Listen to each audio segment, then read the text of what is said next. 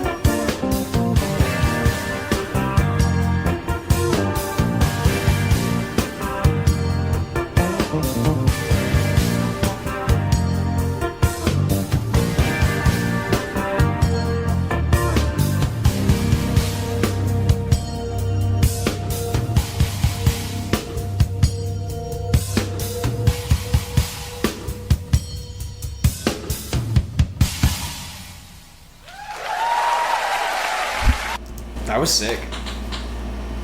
That was like, well, obviously you got to give props to. I'm assuming Allan's the one with the guitar, but that drummer was working overtime. he was putting it all in there. He was going hard. There was no point where the drums were not doing something cool. Yeah. So big shout out to him. As far as the guitar, obviously it was great. And the fast, like, distorted solo was cool, but what honestly stood out to me more than that was like the chords that he was doing before and after that, and the way that he was using like fretboard tapping. Because a lot of the time when people are tapping, they're doing it fast, like Eddie Van Halen style, but he wasn't doing that at all. He was doing it in a very like tasteful way. He was pressing. Yeah. He wasn't tapping, he was pressing. I kept squinting. I was so into it. I was just like mesmerized by the way he was doing it. And yes, the chords, because it's like definitely not chords that I would choose for like my style of music, today and before.